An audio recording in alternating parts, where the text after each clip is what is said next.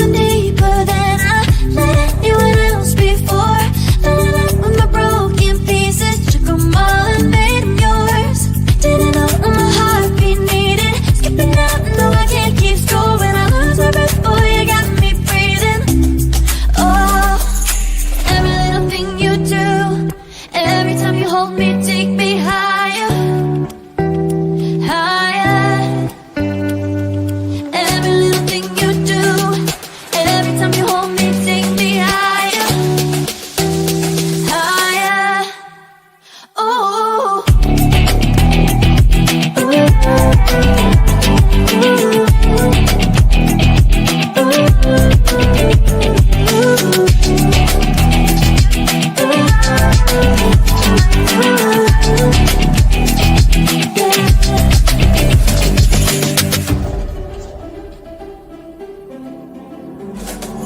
magic. No, I'm never letting go. Now that I have it with you.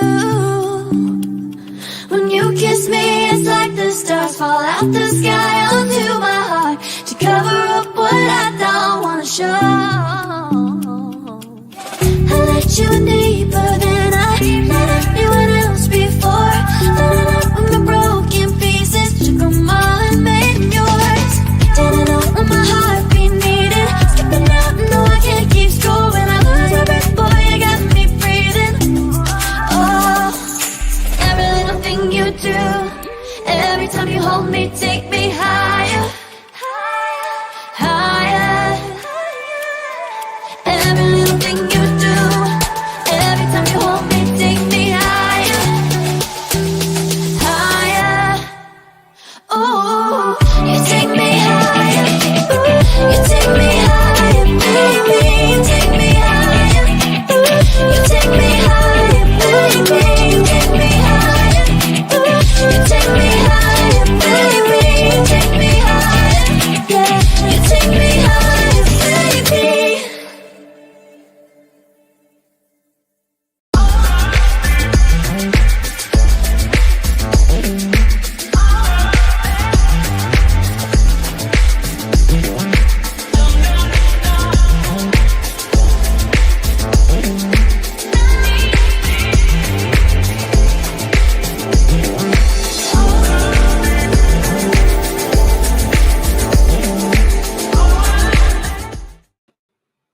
Hey everybody, welcome back. Good evening. This is Radical Truth to Power, the progressive news show with Les Biassery. I am obviously not your host, Marlon Clyburn. He is with us tonight, but we will get a little bit into that in a little bit. I am, as you know, Anna Hart, here with Theus, and it's been a couple weeks. Some things, a few weeks, some things have happened, and we've been wanting to talk about it. So, Theus, how has your little bit of time off been? Vacation? It's been pretty good. No major complaints. Time with family. Got some things knocked out around the house, and still doing the job. So I'm all right. How about you? That's awesome. I'm actually I am on day 3 of Good Days, which to me it's a very foreign feeling. Um, I'm trying to savor it and be as absolutely in the moment and mindful as possible. You know, it's Sunday, so I've got my brother and nephew here. We had just a really wonderful day, but as what we had them over just a couple days ago, and we watched one of my all-time favorite movies, and I know you love it as well, The Princess Bride. Yes, love it. It is a classic. Even seeing it now, I'm like, it holds up. It's wonderful. The story is great. I'm watching my nephew, still not a teen yet, and he's completely into the story. He can. It was just really great. So, yeah, things have been. I've been trying to keep it simple and keep on with my own personal goals as far as running the support group, running, or not running, I should say, helping volunteering with the organizations that I do. And it's the weeks go by fast. I never asked you. With Mm, the support group, is it yeah, virtual, like a Zoom room or something? that is exactly what it is. Oh, Because so this particular support group, we all met around one particular show. Kim Brown, Burn It Down with Kim Brown. And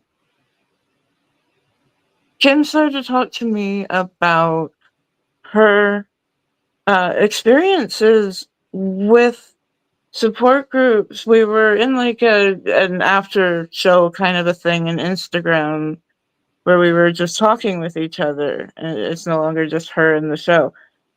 And she's letting me know just how hard it is for, especially in her position, Black women to find places of support. And she had tried a few things, and so my mind is cooking at this point. I have ran support groups for 20 years. Would we like to try? And here we are, 3 years later, going absolutely strong with great numbers, a shared, not ideology, because we vary, like there's a lot of different people, but there there's is a common common purpose. cause to the greater good. Yeah. And so, yes, that it is completely online, but I'll tell you, it's a lot of work for me because, so yeah, take out like going to an actual library or whatever community place. I get to lay on my bed or sit in a chair or on a couch and hang out with 11 to 15 of the most wonderful people who I just I love spending time with. They're just they're genuinely good people, and they just haven't had the circumstances where somebody was there to say I'm listening. And giving people that, I have had some of the most incredible feedback on that. The people that come in and like their family. Like, I get messages of,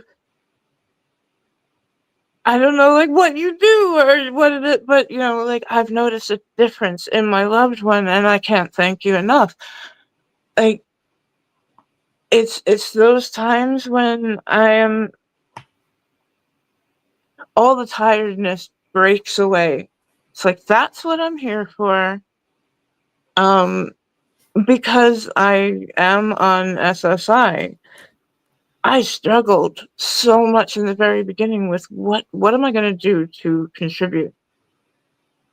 I landed on this and I hit a stride really early, and just it it charges me up, it charges other people up. um I couldn't ask for something better. And I think that is awesome. Thank you so much for sharing. Because in this world, everybody feels alone a lot of times. Even if you feel good today, you might not feel good tomorrow. And it's good to know that there are ways you can do this. So please, y'all, take what you can from what Anna just shared. I mean, you can set up groups of your own. I'm Yeah, inspired. There's ways that I can work through mine. So thank you so much, Anna. Really, thank you for sharing thank you that. for asking. And That's very sweet. no, no, thank you.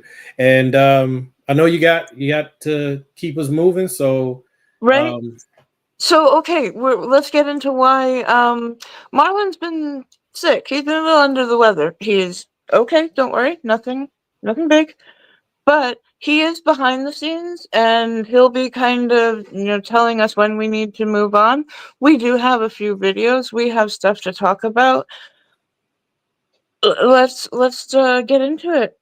All right. Marlon, first video, please.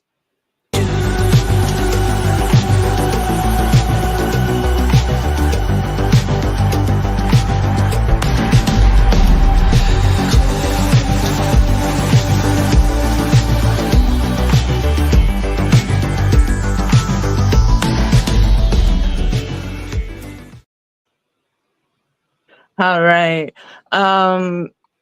So Hey, what Susan. we're gonna hey Susan, what we're gonna go over and talk about is a lot of what Trump did. Like, the biggest change since we've been gone is the inauguration happened. Um, a whirlwind of first 2 days happened.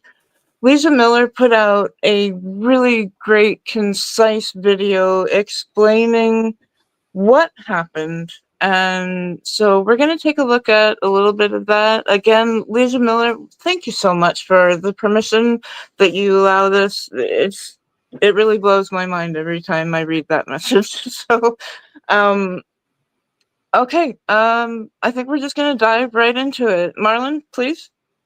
I'm not going to give a full rundown of the inauguration because, frankly, so much has already happened since Monday that it's not worth going into detail. The most notable aspects to me were that the tech billionaires got better seats than the cabinet, and that Trump disparaged a country that he himself ran for a solid 4 years after making similar promises in 2016 to fix things. So which is it? Did you fix things and bring us back to glory, or does that work still need to be done? According to his speech on Monday, we're a land in disarray about to enter a new golden age by taxing other countries, which isn't a thing, kicking out millions of criminal aliens who don't exist, and also drill baby drill, which is a thing that very much does exist, especially now thanks to his latest executive orders.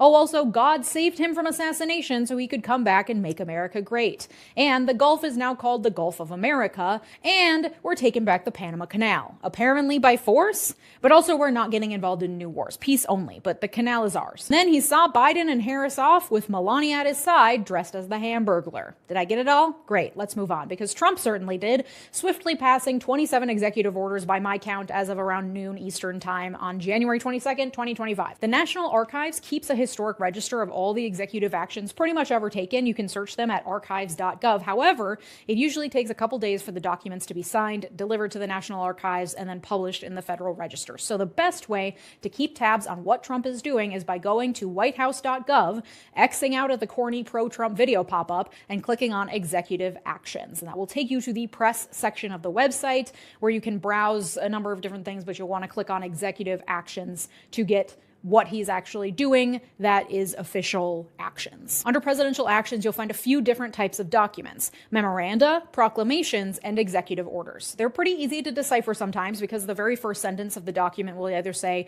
memorandum, or I hereby proclaim, or I hereby order. According to reporting from NPR, the main difference is that the executive order must cite the president's constitutional authority by literally saying, by the authority vested in me as president by the Constitution, etc., etc. By contrast, presidential memos are sent usually to administrative heads and bodies and are used to manage administrative matters within the executive branch. The president doesn't have to cite his constitutional authority, and they don't tend to be published in the Federal Register, so they can fly under the radar more easily. And then proclamations typically address the activities of private individuals and sometimes don't have the force of law. That being said, according to a report from the Congressional Research Service, all three orders, proclamations, and memos don't technically have much distinction. They could all have force of law if the president is issuing them pursuant to some legal right he has to do so, which he would cite to in the document. So we can say he officially has passed 27 executive orders. All of the presidential actions should be scrutinized, however, because they very well could have the full legal weight of an executive order. In any case, if an executive action, whether an order, memo, or proclamation, does have the force of law, meaning the president cites some legal authority he has to issue the document,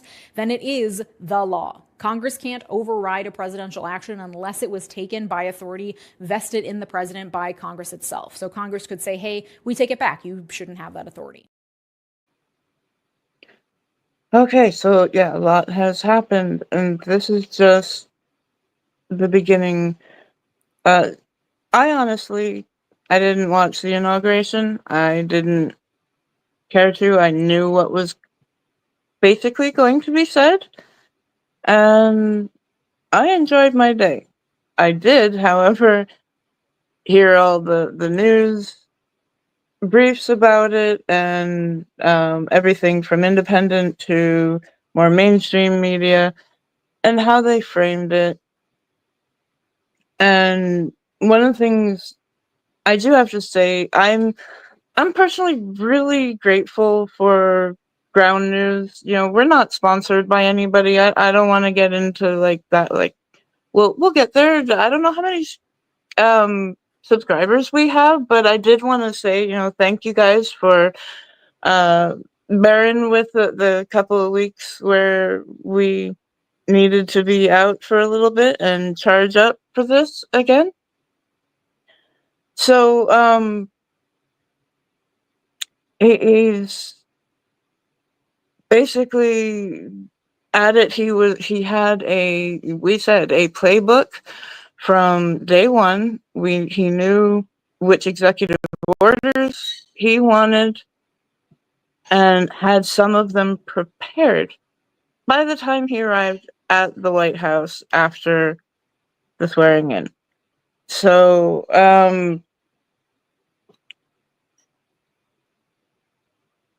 the amount of things that he is doing, like if you are greatly overwhelmed, there's reason for that.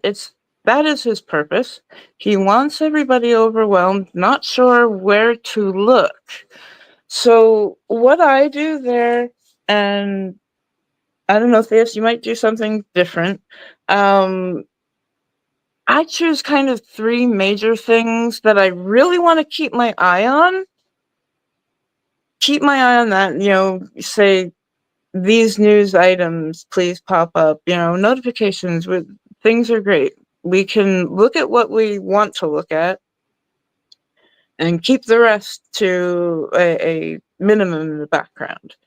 So I suggest, you know, three things.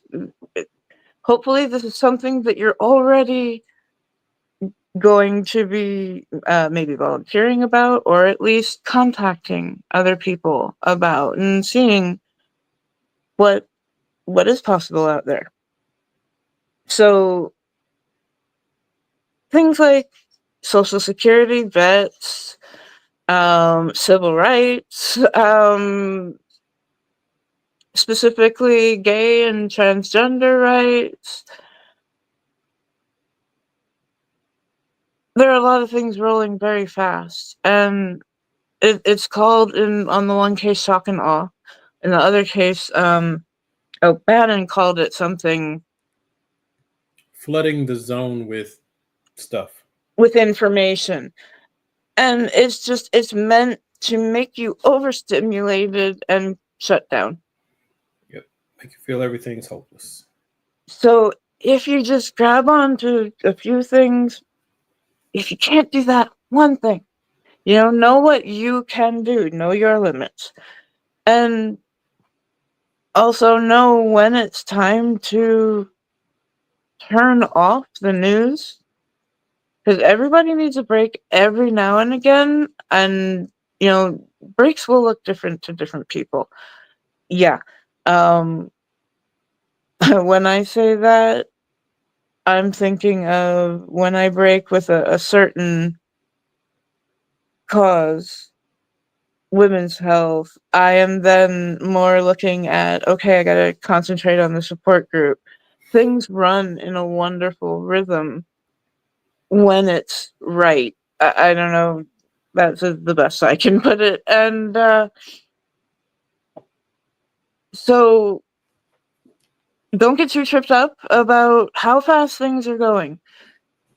Keep an eye on the ball and keep putting one foot in front of the other. It's the best that we can do. The main thing that I don't want to get too ahead, but you know, the main thing is I've been keeping my eye on the court. What are they saying overall? Because a lot of his executive orders, they are very sloppily put.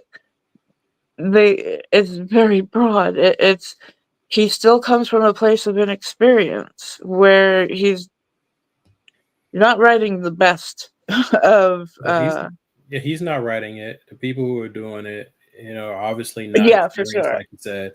And I mean, I'm sure Leeja will get into a little bit more of those things. But yeah, I follow what you're saying. I got a few different takes. You guys know I move a little different than some others, but yeah, I'm with you. I follow what you're saying. So, hey, Marlon, you got the next one ready to go, bro?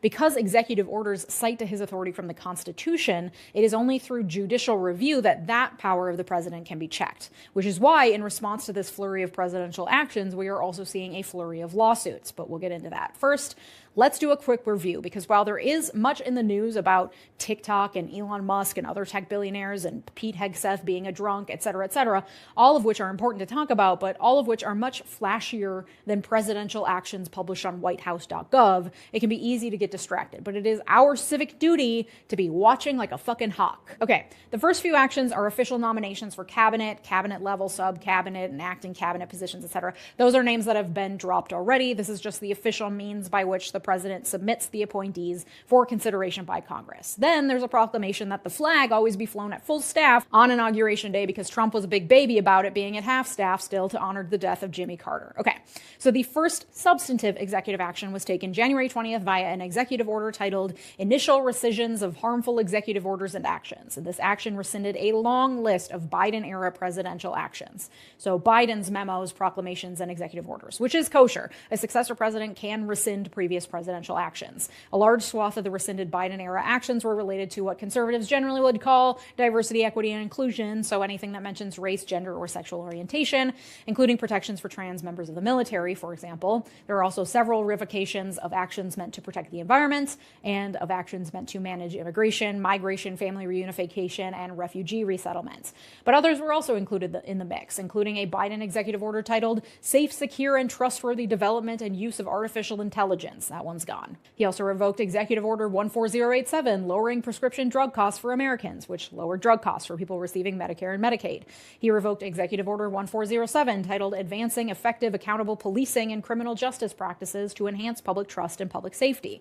He revoked Executive Order 14023, establishment of the Presidential Commission on the Supreme Court of the United States, which is meant to review Supreme Court ethics. He also revoked Executive Order 14019, promoting access to voting. Yeah, I'm saying, like you were saying, it's flooding the zone. And I don't know. I can't even get overly worked up. It's okay. So I look at this in my own view. I'm not a military guy, right? I was raised in the world, but it's not my life.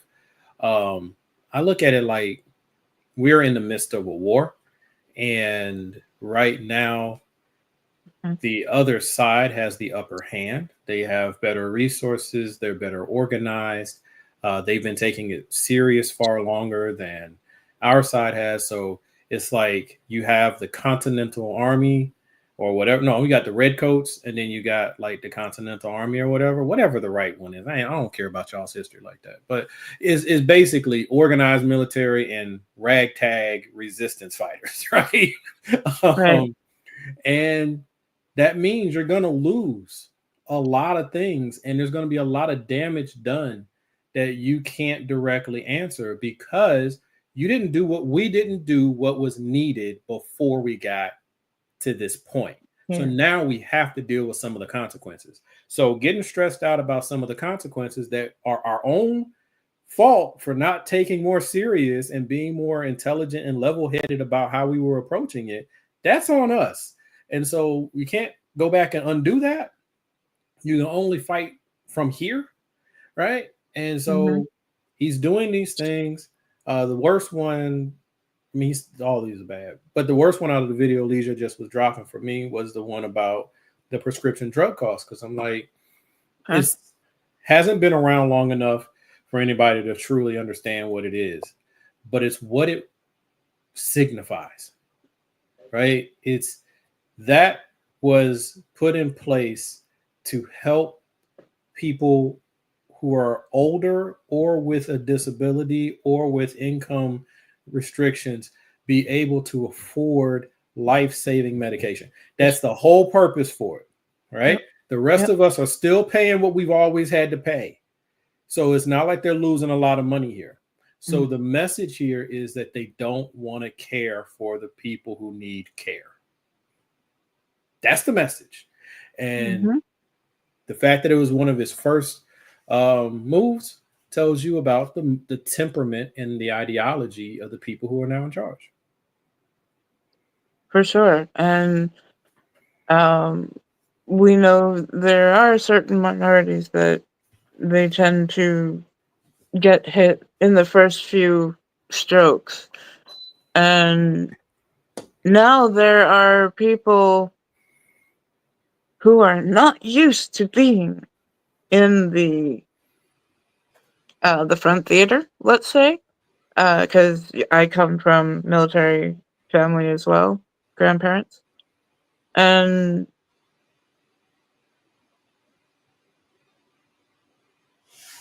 people who have not fought for hundreds of years, they don't think the same, but they have, like you said, they have been planning, they have been working, and we now see all the elements of Project 2025 that we were talking about just a few months ago. You can go They back and look at literally those videos.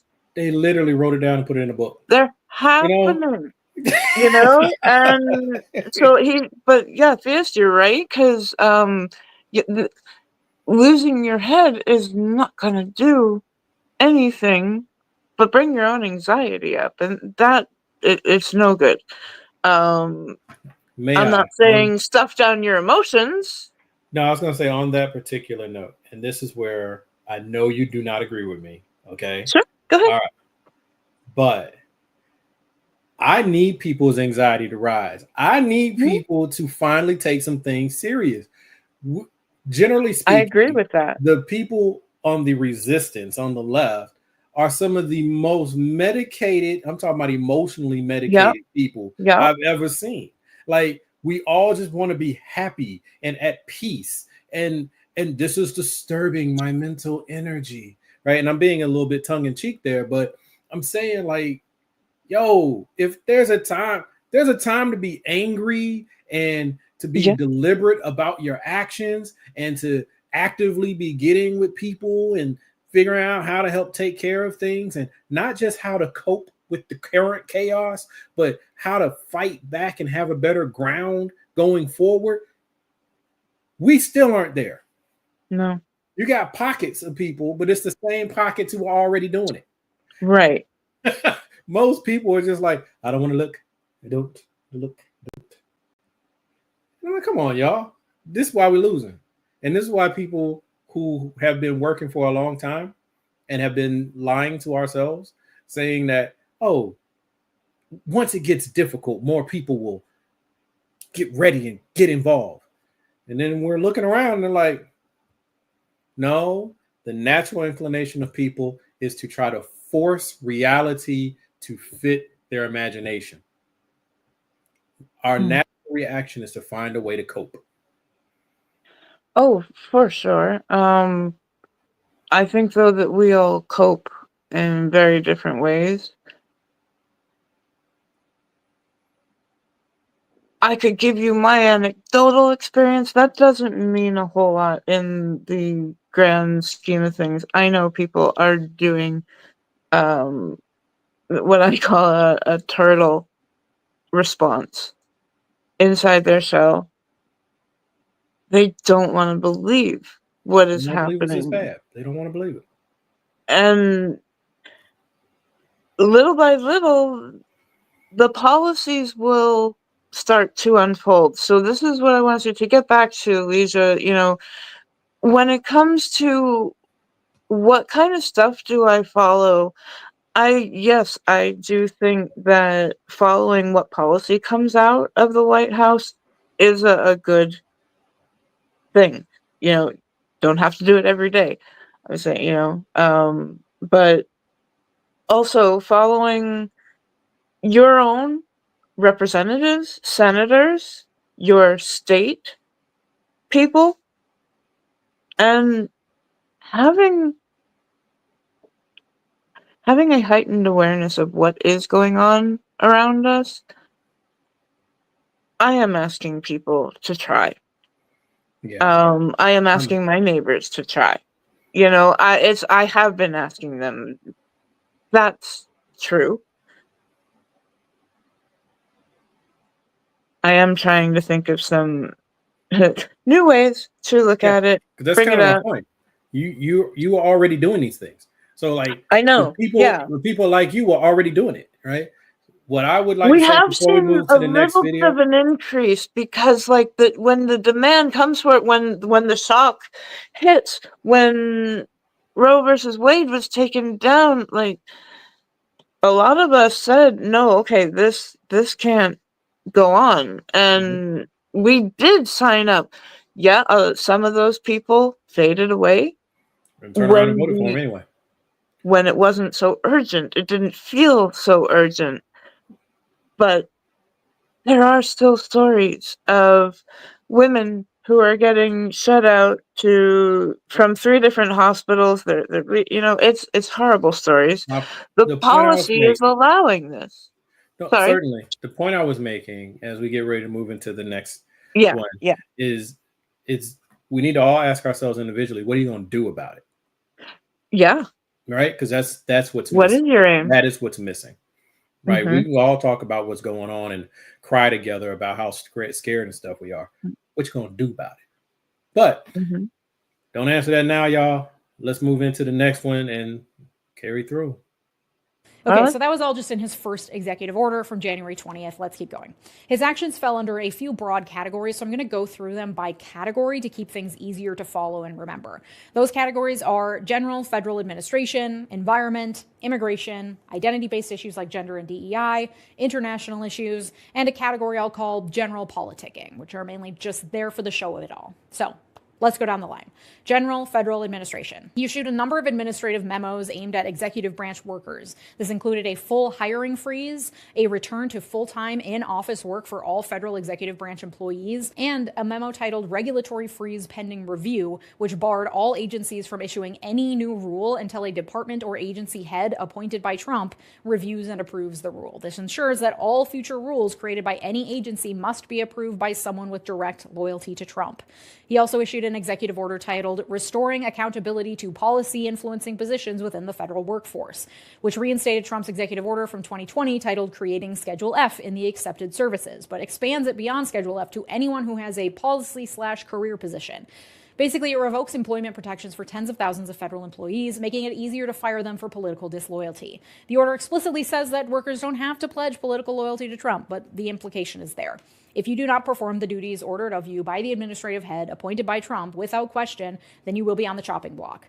This revokes protections put in place that are meant to allow federal employees to continue doing their jobs without direct influence of whoever happens to be in office. He also issued a memo titled Restoring Accountability for Career Senior Executives, which applies to career senior executive officials, stating because they wield significant government authority, they must serve at the pleasure of the president. It says officials who engage in unauthorized disclosure of executive branch deliberations to the media, violate the constitutional rights of Americans, refuse to implement policy priorities, or perform their duties inefficiently or negligently should be held accountable. This is an extension of that Schedule F to higher level officials within governmental agencies, basically saying they too are on the chopping block if they don't sufficiently bend the knee. He also issued the executive order titled Reforming the Federal Hiring Process and Restoring Merit to Government Service, which states federal hiring should not be based on impermissible factors such as one's commitment to illegal racial discrimination under the guise of equity or one's commitment to the invented concept of gender identity over sex. So removing DEI from the federal hiring process, basically. Next executive order is called Holding Former Government Officials Accountable for Election Interference and Improper Disclosure of Sensitive Governmental Information, which outlines Trump's personal vendettas against, quote, at least 51 former intelligence officials who coordinated with the Biden campaign to issue a letter discrediting the reporting that President Joseph R. Biden's son had abandoned his laptop at a computer repair business. Signatories of the letter falsely suggested that the news story was part of a Russian disinformation campaign.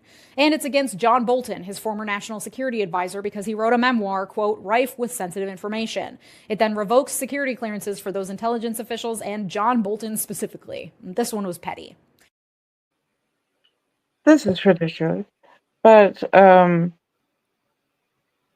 what he was doing was reinstalling a lot of the moves that he did during the first administration, the hiring freeze, even trying to overextend into the purse.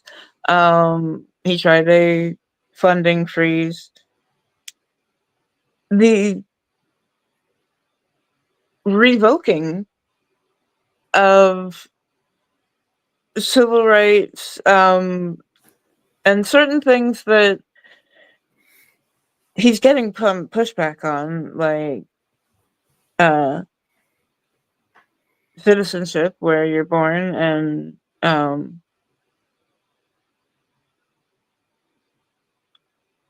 like I said, a lot of his executive orders are so sloppily worded that they can be challenged, and they are being challenged a lot. But Here's the thing, though, Anna. hmm, Because I hear a lot of people talking about. First of all, I've lost all faith in the system to check anything because every mm, time for the last 10 years we were told, oh, he can't do this because of this.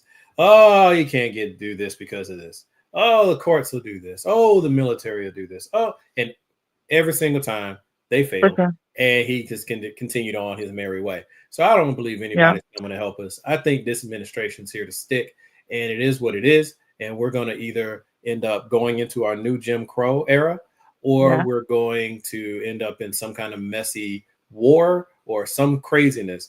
But it will not fix itself, folks. It just won't. And this is what I really think the game is for the courts. Um, Trump wants, and not even just Trump, his team, because his team is smarter than Trump. yeah.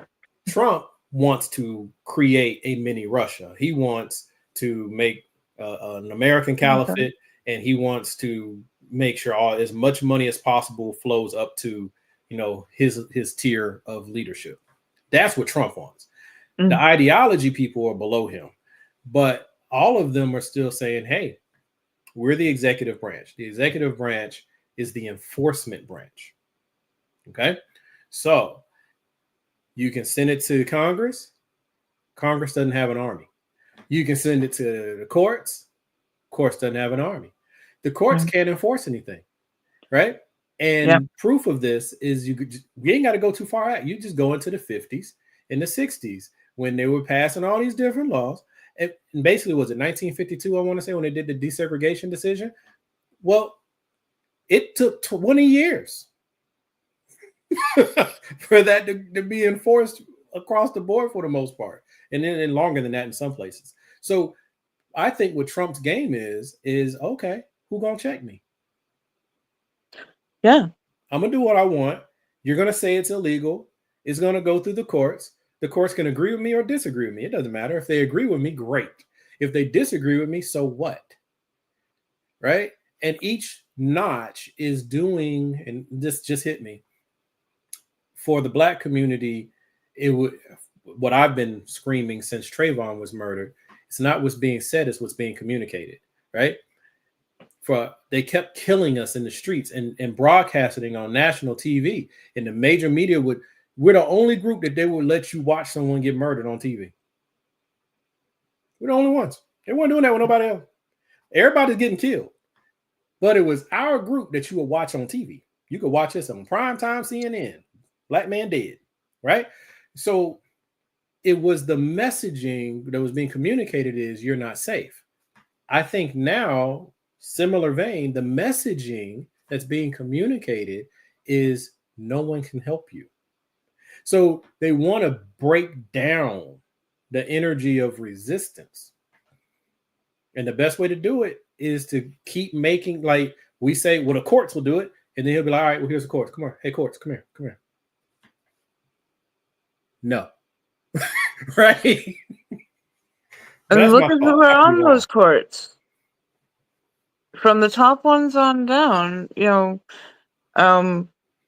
things are going to change. We're going to see rights stripped away.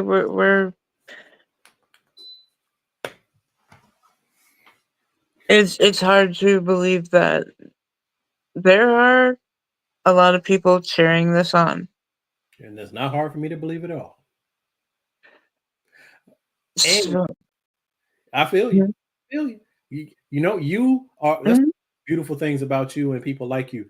You see the good in the world and you want to focus on that, right?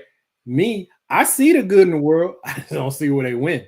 So it's kind of tough, but yeah, I'm with you on that because the good has to continue to fight.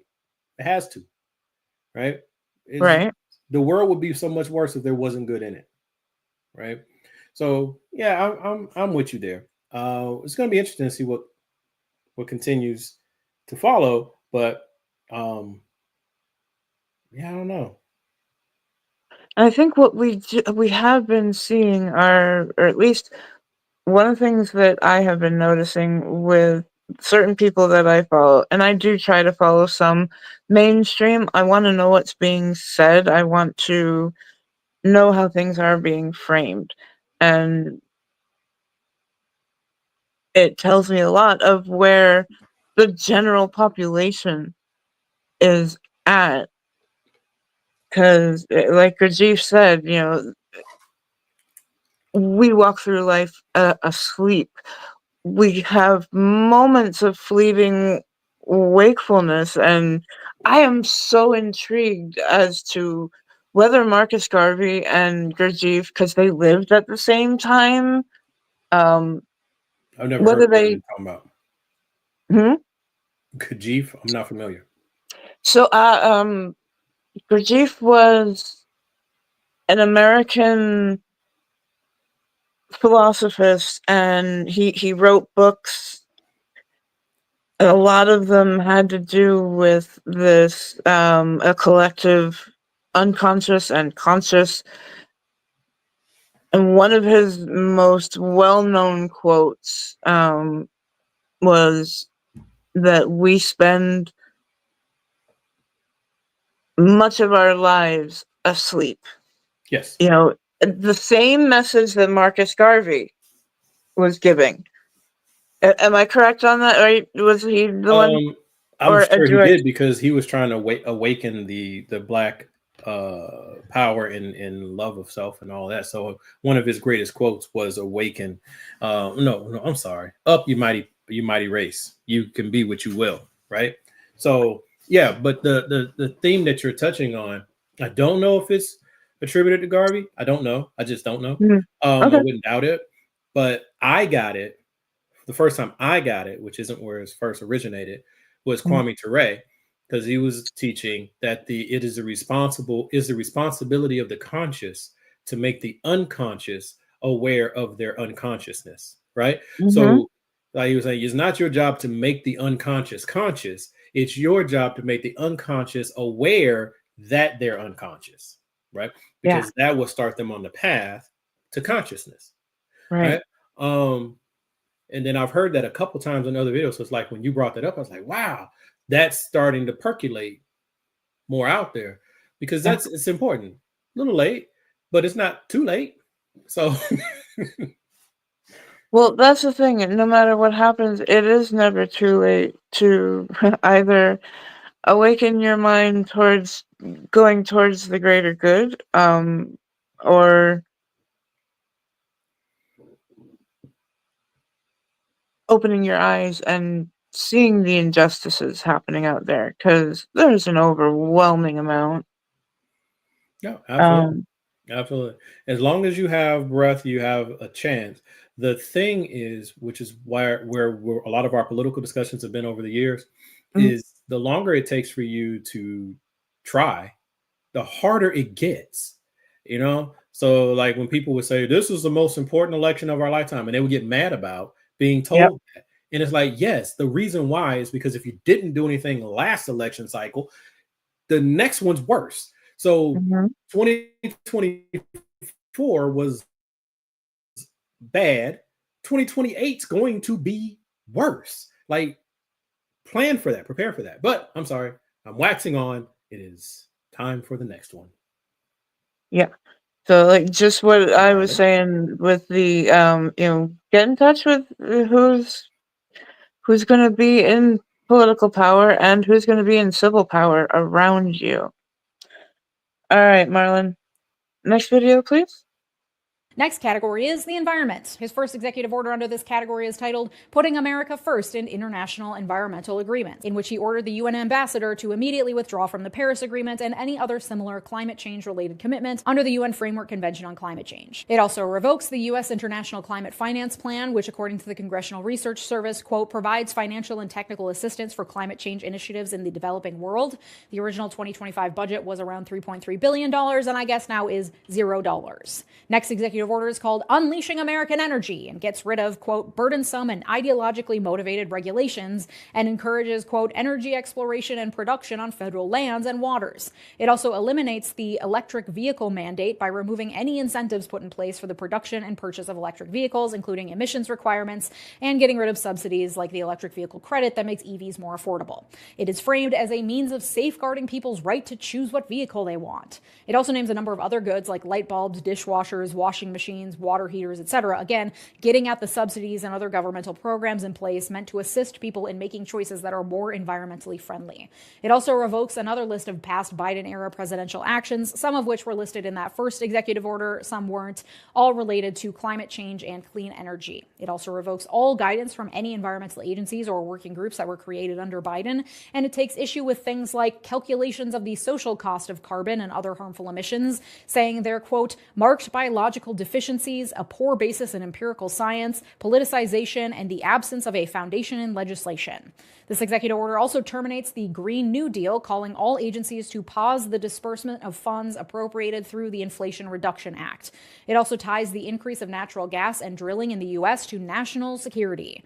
This one was lengthy and quite technical, an example of how prepared Trump's cronies were, likely with ties to Project 2025, just waiting in the wings with extensive executive orders to thoroughly rebuke science and regulations and tie it to American jobs, prosperity, and security, none of which will matter when we're all smoldering piles of ash because the earth has become uninhabitable.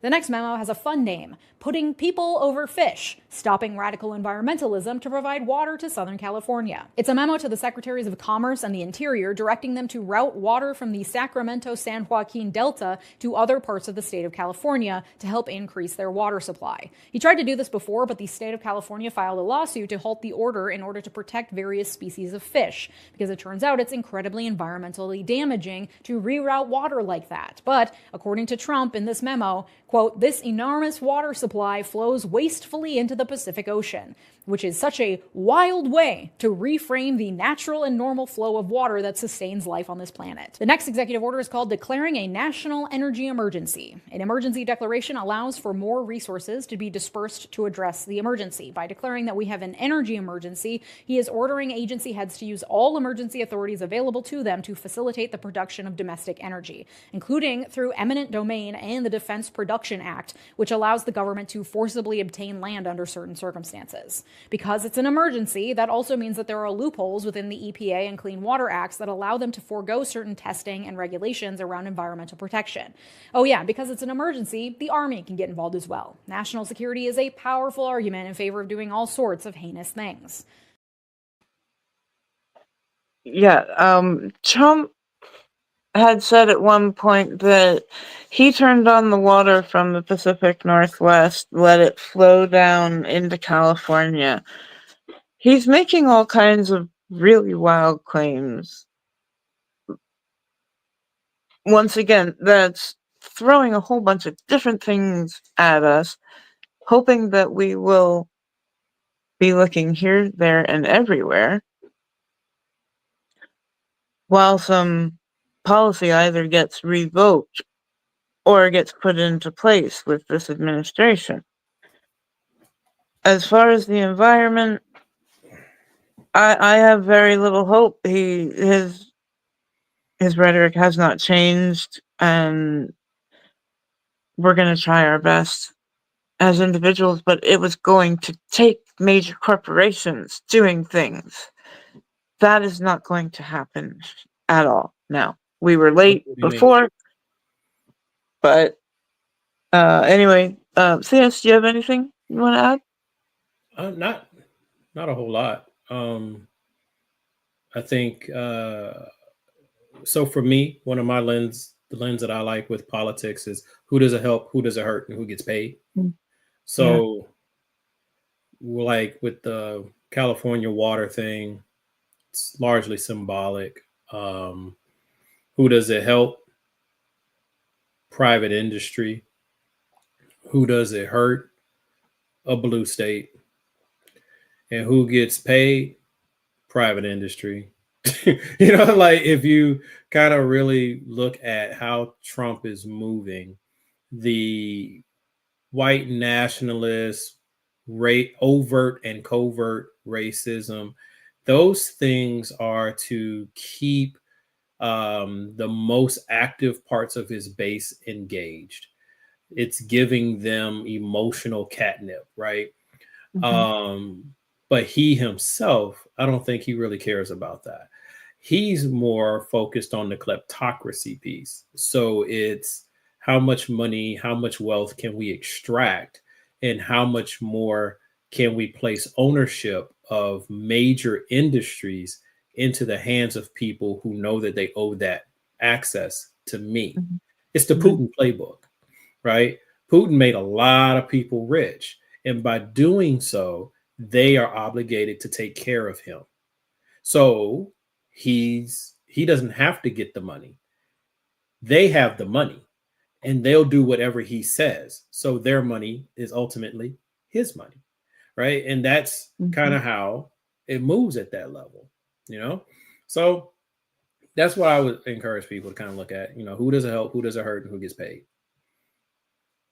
Yeah, this cycle, the richest man in the world bought his way into the administration and is getting to set up and break down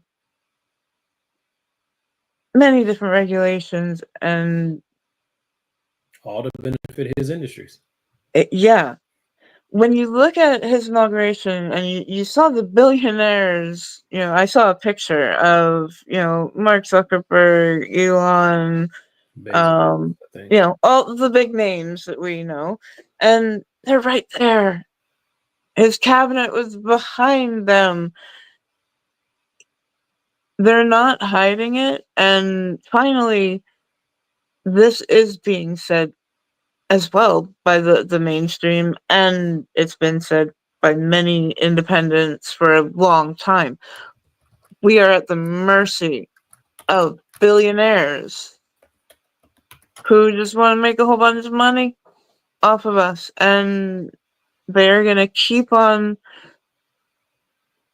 working and whittling away at regulations so that they can just make more money. Yeah. And like Susan's comment that Mhm. it was up for a little bit, but I've already forgotten. Okay, here we go. There are some very small Republican opposition, and Democrats are at least starting to wake up. His base is also realizing what they voted for, even though it makes little difference. So I think that that's a really important comment. Go ahead, Anna.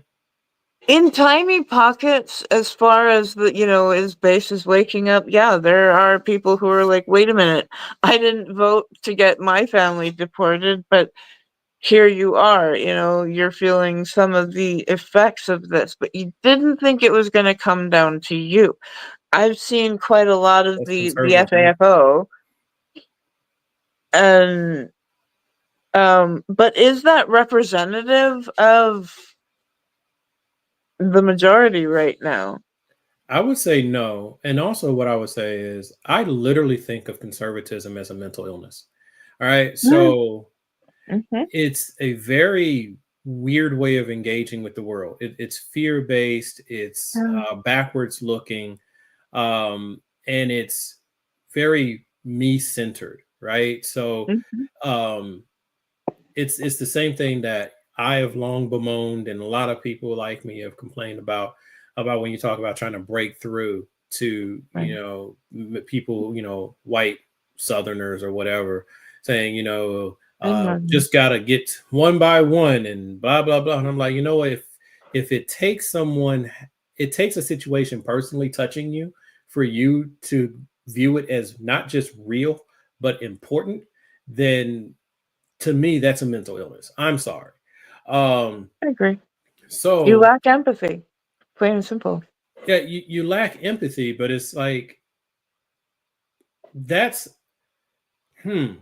like it's a hyper level of selfishness. She's talking about the preacher who did his own distortion of. I mean, it was disrespectful how he distorted Martin Luther King's speech and everything. It's horrible. But anyway, to what Susan was saying, no, I don't think people are really waking up, because here's the problem with when your group is built on cruelty and you are in a group that if you defy the group think or the supposed leader, you become the target of their wrath, right? Because that's one of the things.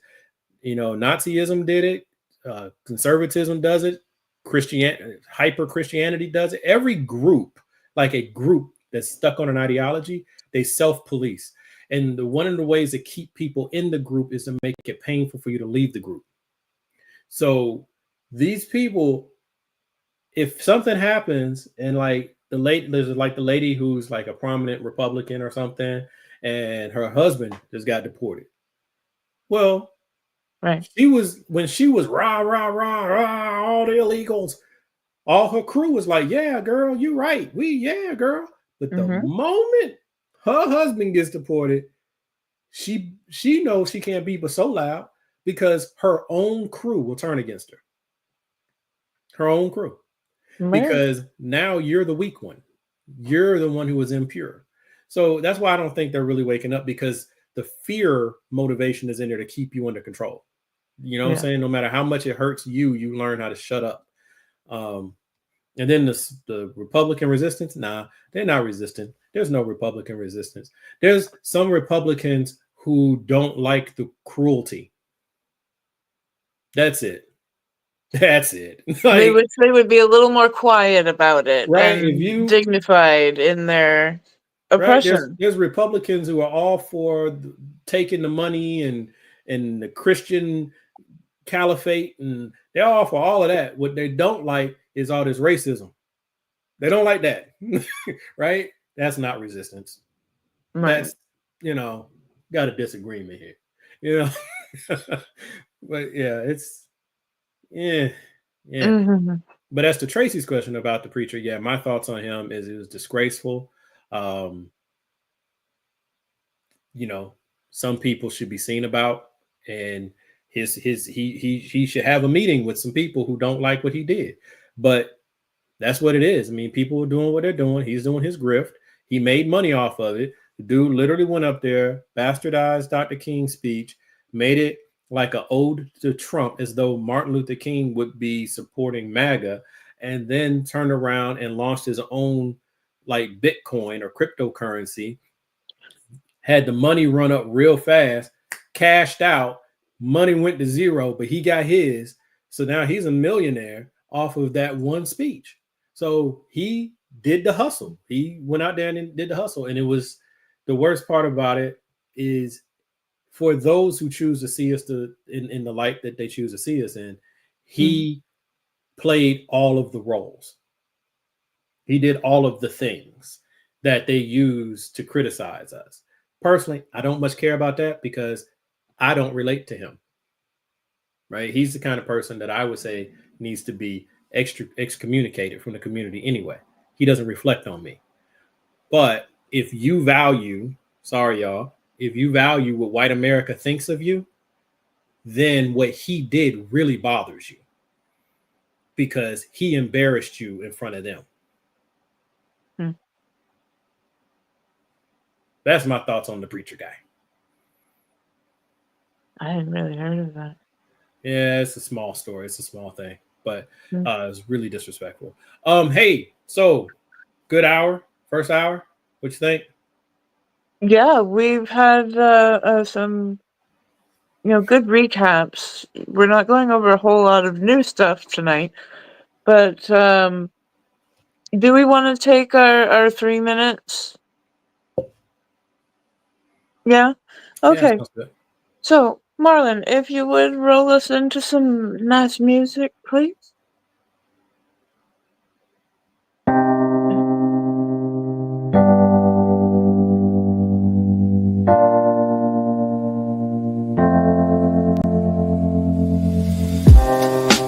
Living for weekends, wishing I could take a break from this world. Running on a hamster wheel, but searching for something I can't feel. I just wanna be a lost girl and fly. Take a breath, feel my wings spread, levitate above the ground and make eye contact with clouds. Now I'm rising, I'm soaring above it all. I just wanna be free, finally, finally, finally. I wanna be free, finally, finally, finally. I wanna be free, finally, finally, finally. I wanna be free, finally, finally, finally, finally. I always daydreaming, never imagined I lose my spark. Living in this crazy time, putting back the pieces of my mind. I know how to run from the dark and fly. Take a breath, feel my wings spread, levitate into the clouds. I'm so high above the ground. I'm rising, I'm soaring above it all. I just wanna be free, finally, finally, finally. I wanna be free, finally, finally. I wanna be free, finally, finally, finally. I wanna be free, finally, finally, finally, finally. High to a bird, you, I'm rising, I'm soaring above it all. I just wanna be free, I wanna be free, I wanna be free, I wanna be free, finally.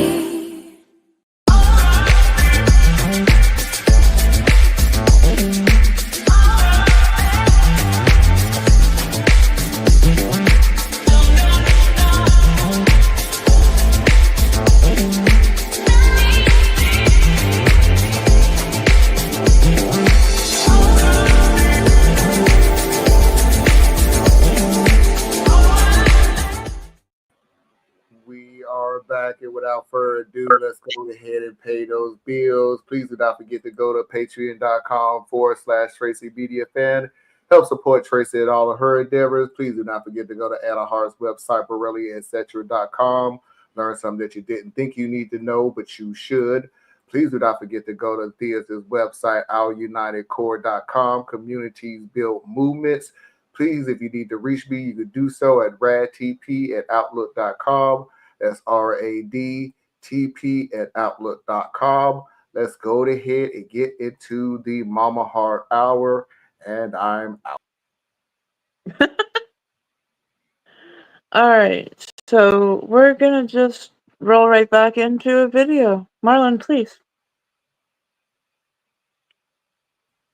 So here we go. I'm Oh, getting a little bit of energy to, at the very least, oh, say a oh. couple of words here and there.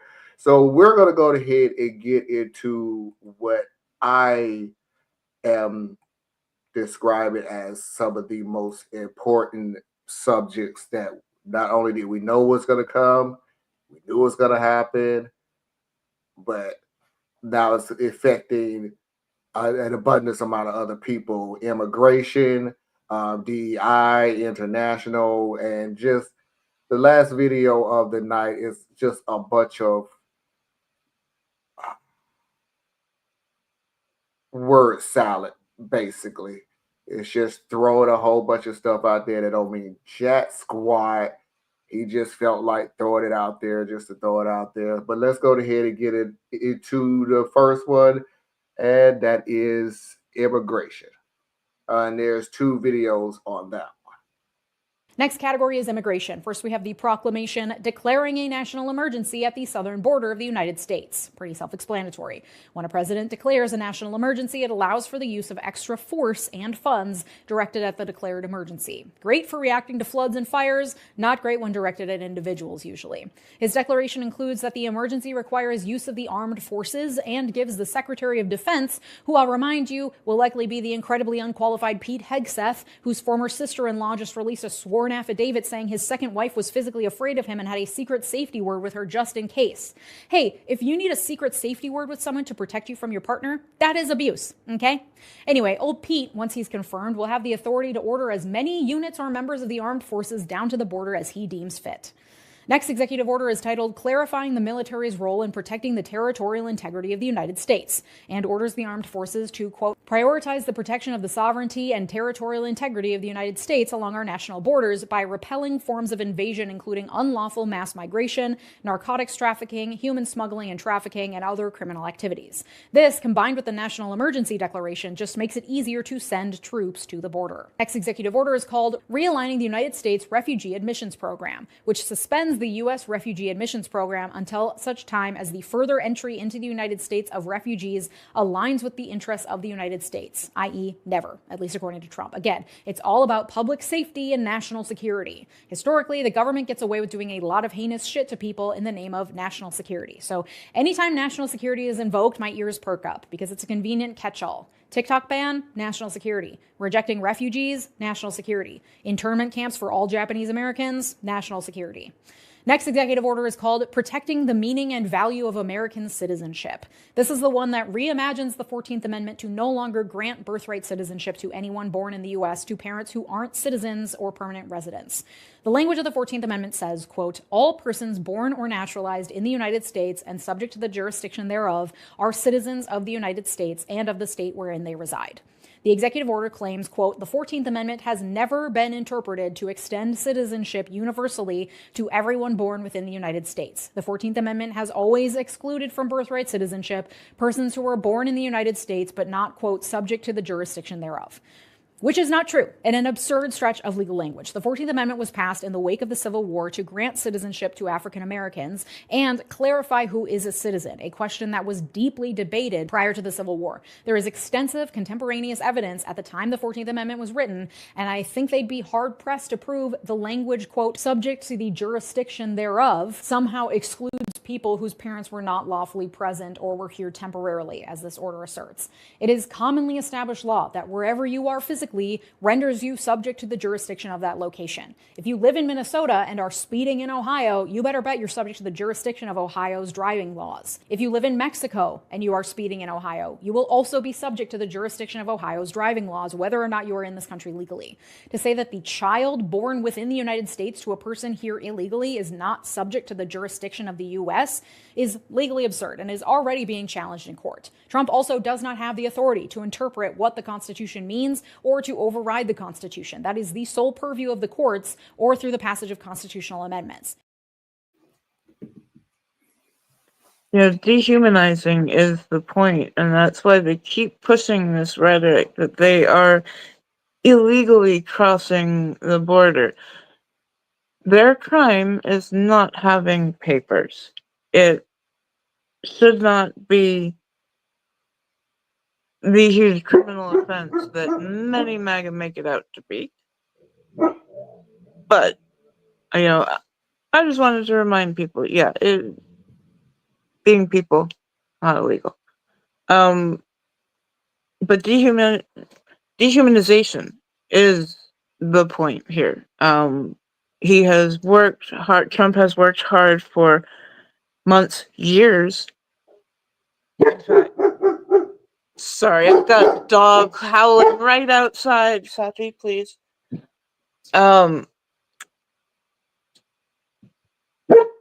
So we're seeing a lot happen to.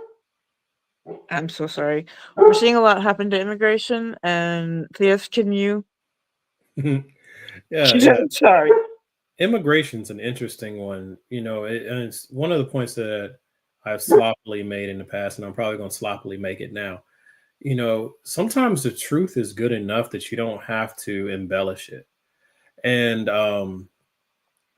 so the thing, like with the immigration, the birthright citizenship, the truth is that they're trying to manipulate the interpretation of the 14th Amendment because it hasn't been interpreted very often, but it has been recently, right? So the 14th Amendment was utilized by significant portions of the Asian community to target Black descendants of slavery in college admissions and upper education, right? That's the amendment that they used.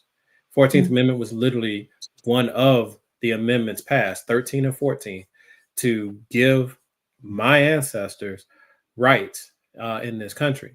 But as usual, things that are put in place to help us are utilized by every other group far more efficiently and effectively because there's less headwinds against them.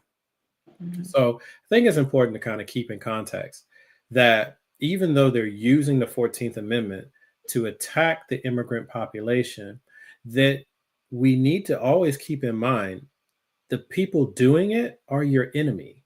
So it doesn't matter if right now they're going after Latinos, because even though it's supposed to be about immigrants, they're going after Latinos and Haitians, like brown people. They're going after brown people. Okay. So that should mean to all the rest of us brown people and those who are aligned with us brown people, I don't care what they say, we're against it. Right? One of the problems with the people on the left, especially the liberals, is that they're like, we're always trying to find a point of agreement. So they did 9 horrible things, but we can work together on this one. No, if someone is your enemy, I don't care. You oppose them, period. Even if they're doing something that helps you in the moment, oppose it because they're against you. Right? So that's one of my takes. The other thing, where I was saying is like the truth should be good enough and argue on the truth, because once we embellish it, we always lose the thread, because the conservatives are much better at fighting in the land of hyperbole, way better at doing it. So what they're doing with birthright citizenship is, so here's the funny, it's okay, it gets darker. This is why I said you need to oppose people that are opposed to you and don't give them any ground. So they're going after it, saying that if one or both of your parents would qualify as not being legal, then you do not have birthright citizenship. So birthright citizenship is not being taken away. They're going after anyone who has at least one parent who is illegal or does not have full legal status. That's what they're going after. Tell people the truth. That's what they're doing. Instead of saying, oh, they're just trying to get rid of birthright citizenship. No, they're not. They're selectively weaponizing birthright citizenship. And they're now using the same amendment to go after indigenous Americans. This is why you have to oppose your enemy every single time, right? Because I've watched some of my own people look at it and say, well, they can't come after us because it was written for us. Laws are only good to the extent that they want to be followed. So stop it. We're not protected, okay? We're shielded, we're not protected. But they're using that same amendment to go after indigenous Americans, saying that they were never citizens of America. They're independent, right? They're autonomous. They have what's the term that the territories that they put them on? But they have their own nations, their own sovereign nation. So they're not even Americans.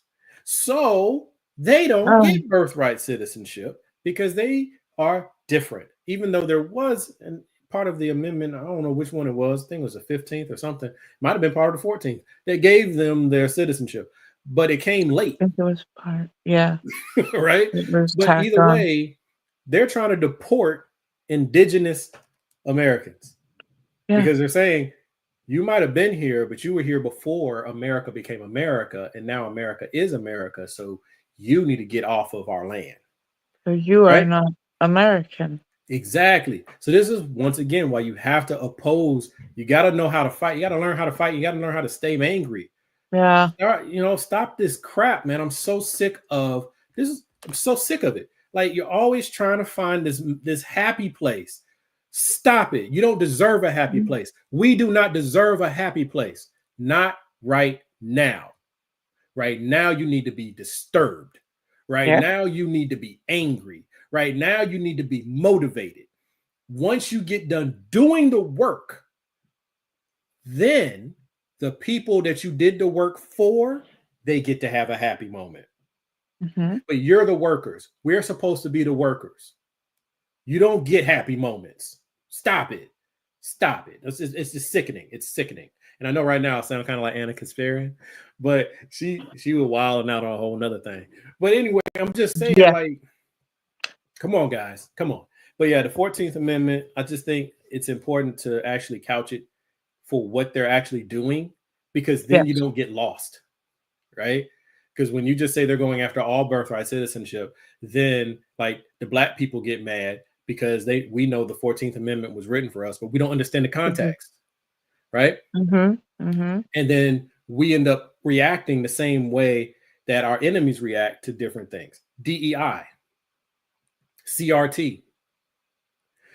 We knew, especially those all across the left, we knew CRT ain't about black folks, right? Mm-hmm. It's about the overlap. It's about taking in everyone's story and understanding how all the stories come together to create the narrative of America. That's CRT, Intersectionality. Yeah. right? DEI. That it.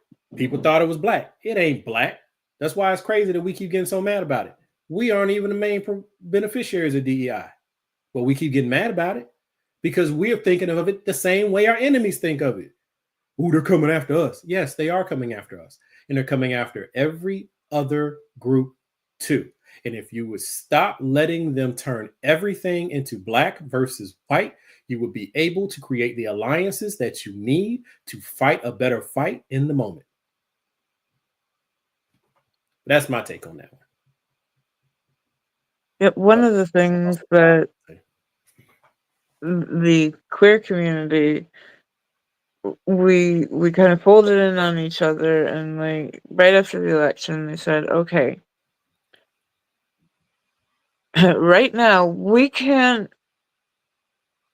stop for these petty disagreements and grievances when we have an enemy who is going to be at our door.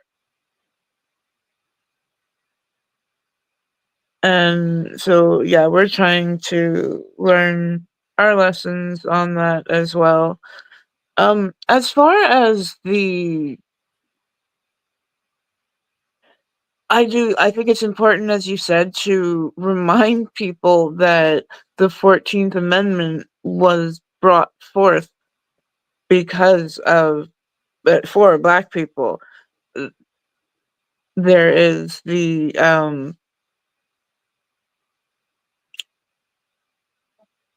my mind's starting to go. Was it the Dred Scott case that kicked So off? that's been cited. So like the Dred Scott case is like the preamble to the 13th or 14th, they say. I don't know. I didn't study the timeline, so I don't even know. But I I've heard that mentioned, so believe I'm not going so. to push back on it. And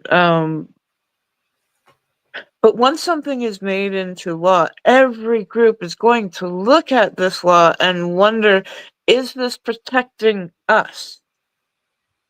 So how much do we have the right to look at a certain place and say, that's ours. That came from us. Like, I'm not sure if what I was hearing.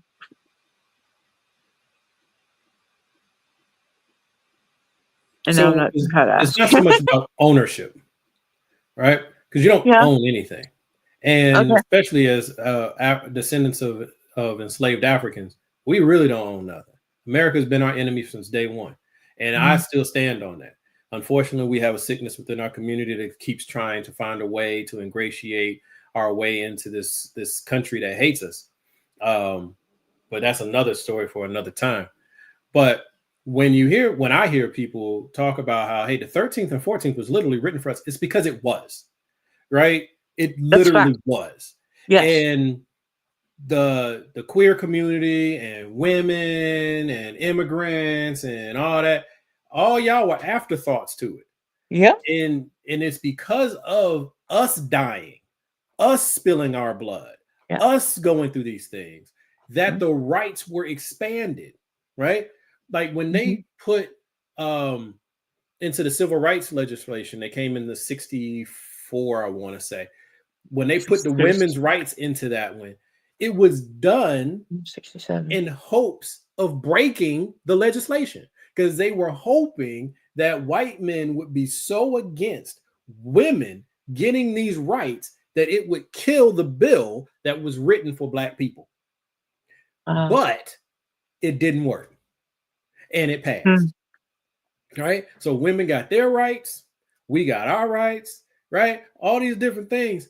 So when we point out, yo, for real, this was us, it's because when you count the dead bodies behind it, they look like me, right?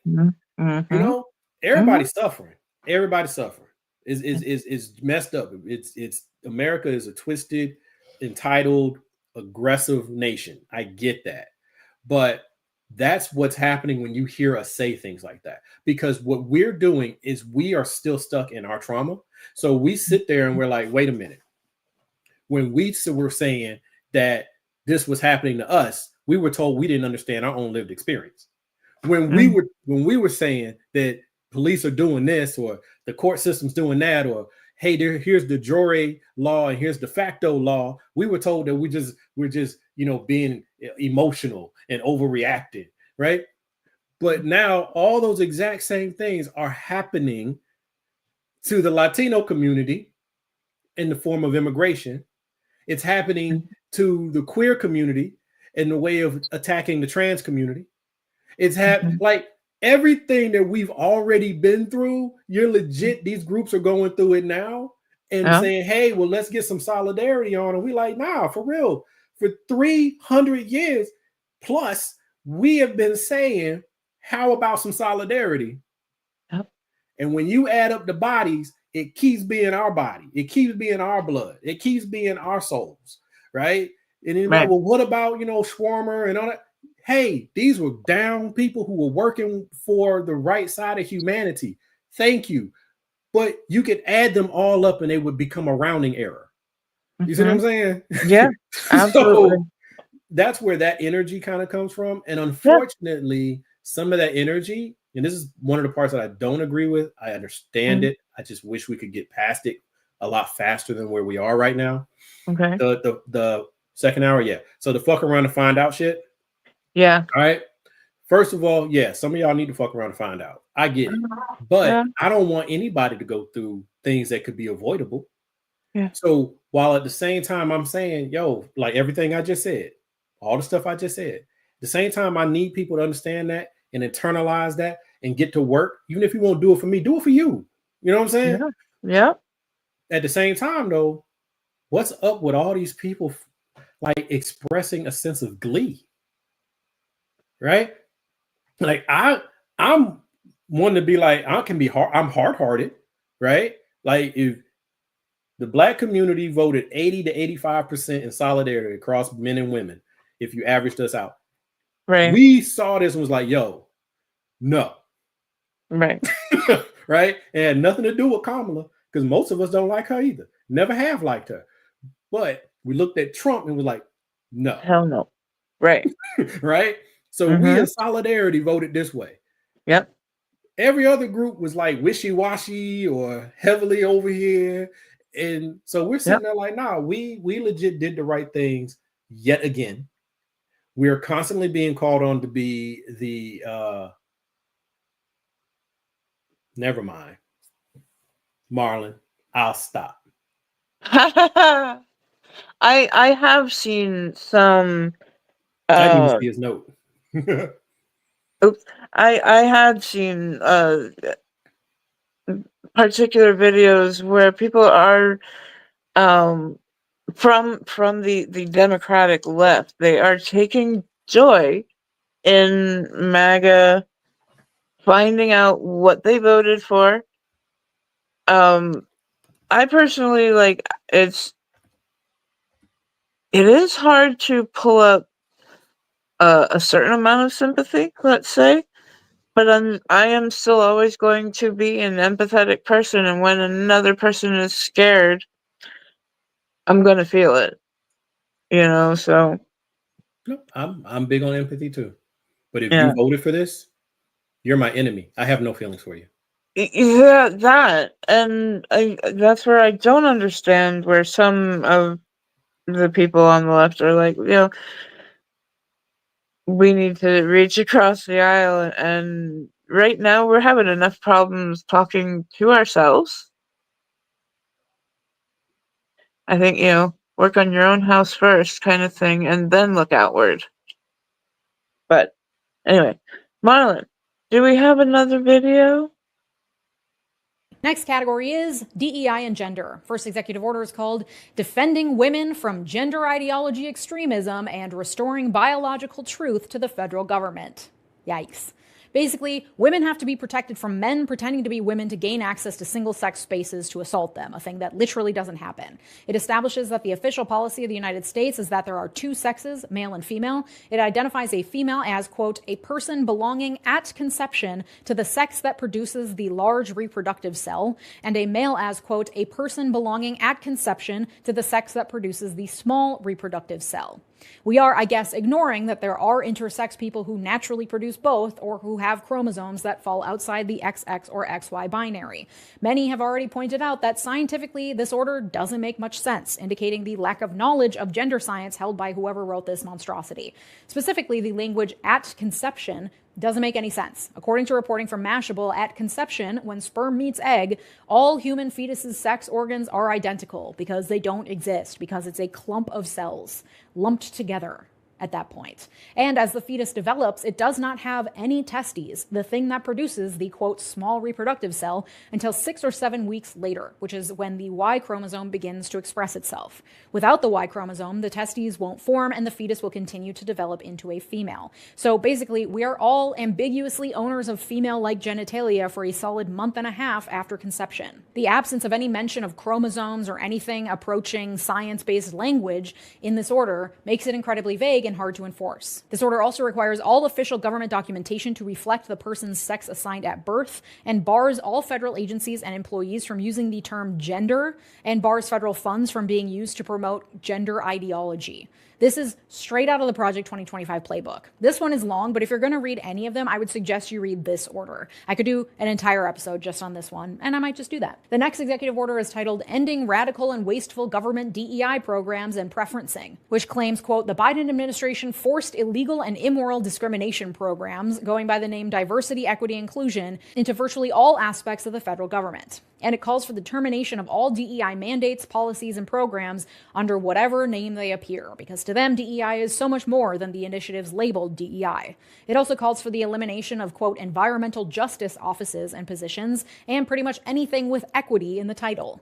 Next is the action titled Keeping Americans Safe in Aviation, which is a continuation of anti-DEI actions that specifically calls on the Secretary of Transportation and the FAA to end DEI hiring initiatives in air travel industries. And he issued an order called Ending Illegal Discrimination and Restoring Merit-Based Opportunity, in which he co-opts the importance of civil rights protections to say that DEI creates immoral and demeaning race and sex-based preferences in violation of civil rights. DEI is also dangerous because it diminishes, quote, the importance of individual merit, aptitude, hard work, and determination when selecting people for jobs and services in key sectors of American society, including all levels of government and the medical, aviation, and law enforcement communities. It then calls on all governmental agencies to terminate DEI initiatives, which is redundant given his other orders, but also orders all agencies to enforce civil rights laws by combating, quote, illegal private sector DEI programs. So in this order, he's deemed private DEI programs to be illegal too, which could open up the floodgates of litigation against private companies who will get sued by white guys who feel discriminated against because there's a chief diversity officer or something. This will provide a strong incentive for companies to gut whatever meager DEI initiatives they have. Oh, merit has become a weird new thing for just whiteness. Yep, white side. It does not really mean that they have. We keep hearing we have all these amazing people, and we need to get qualified people into the job. When they say merit-based and meritocracy, they are looking for how much whiteness do you have, and Who are you connected to? mm-hmm. It's like the very opposite of merit. Exactly, and being open about it. It is.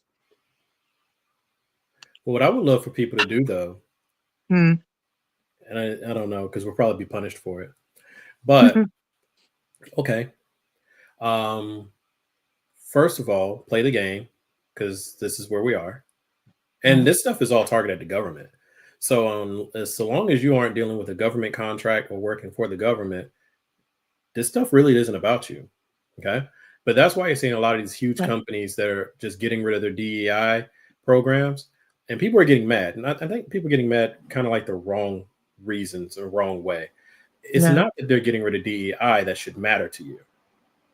What are they doing? Right? Stop looking at just the words. Look at the actions. So if you have a company that's been your ally for quite some time, whatever your group is, and they disband their DEI offices and stuff like that, because they'll be targeted if they keep them. But they don't mess with any of their staffing and they continue running their DEI. They just don't call it DEI anymore. That's not a problem. Okay. DEI is a relatively new term, right? Right. So I think that's really important for people to kind of be more discerning on what you get upset about, right? Like you upset, people are upset with Target. Right. Meanwhile, Walmart and everybody else, they started doing stuff before this. As soon as the executive order was inked, they were like, yo, right? Whereas Target has been an ally to the LGBTQ community, the Black community, and all these. Look at what they're doing. Don't get so hung up on the words. Yeah, look at who's actually on their shelves and say, do I want to support that? That's a much better use of your time. But we are obsessed with the outrage Olympics. So if something gives us an opportunity to vent our anger and our frustration, then we'll do it. And the best ones to do it are ones that are soft targets. So we'll go after the ones who have been our friends before we'll go after those who have been our enemies, right? Walmart has been the enemy of every major group for a long time, whether you're looking at it for demographics, or economics or whatever. Walmart has been horrible. The outrage was very short-lived for them, but Target is catching a butt whooping. So I'm like, hey guys, be a little more discerning, whatever. But the one thing, and I'll say this and quit, why I can't take some of this stuff seriously. These jokers wrote an executive order and said at conception. You are already dealing with idiots, right? They did not consult not one medical professional, not one. If they did, the medical professional they chose was a white male senator who's been there for 30 years and his background is dentistry. Right. That's all I had. That's a really dang good point. And one of the last things that I'll leave everybody with was I had a chuckle when Mississippi, I believe it was, introduced a joke bill, and we talked about this. Sorry, hi, Marlon. Oh yeah, that's what I was coming in with.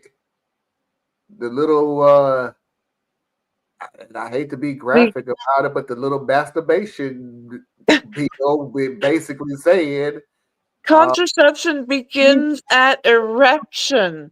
so you will be fined, and maybe jail time if you are found, which is funny to I think me because fine. I didn't hear any jail time. I thought I heard jail time, but Okay. I know you'll be fined, even though they can't prove it because I don't know too many people going out willy nilly saying, "Hey, look at me." Well, the Uh, Speaker of the House has an app. That can yeah, tell when people have jacked off? Yeah, him and his son monitor each other's porn why are we consumption. doing this? Why? So I'm just saying that the means exist. So if they can I don't make get. you download the app, now they can do that. But here's what's funny, and I'm gonna say this and drop this part, Marlon, because I think people are going to be more interested in what you two are talking about than what I'm about to talk about. But Mm, Mississippi, 2 bills, right? 2 mm, controversial bills that have been introduced lately. The erection bill, right?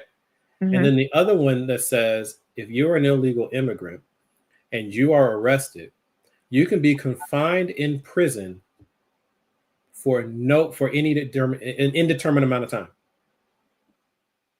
That got almost no press because it didn't deal with somebody's boner, but it's slavery. You're taking someone and you're saying you are now in prison for the rest of your natural life because you were arrested in Mississippi as an illegal. And what do you think they're going to do once they put you in jail? Right? Now you go to a work camp. And Still slavery. they lose Yeah. the paperwork. They ain't got to lose paperwork. It's now legal to keep you for the rest of your life. Mhm. That's slavery. Mhm. But anyway, And to look at immigration from a broader point coming out of Mississippi, they're even talking about Gitmo. yeah, they're already trying to get that one, if they haven't already, where they're going to Right. start putting illegals, quote unquote illegals, in Gitmo, Guantanamo Bay with the terrorists. Yeah. Right. This goes It back doesn't make sense. to what I had touched on in our chat. If Mhm. you can label an entire group as being criminal by their very nature, Right. you can justify any treatment that you do to them. Yeah. And begin to justify them to regular people. And we see Right. mm, dehumanization. It works. It works. So, but I mean, I just for once the onus was put on young guys, and all these incels were just losing their shit over. Oh my god, this is wrong. How dare you come into our bedroom and, like, where have we heard this all before? Suddenly people are becoming pro-choice very quickly. Please outlaw Cialis and Hims Ha! and Yeah. Viagra and Mhm. that new cream they got out there. Outlaw all of that. Yes. Make it as stringent on us as it is for the women. Go ahead and do that. Let's see you do it. Thank You ain't And gonna do it. thank you. the deal is, it came from it. I'm not even gonna say it came from out of the blue. Y'all saw it. It came earlier, 2 years ago, maybe last year, and nobody paid attention to it. And nobody thought it was just ha. It was a joke.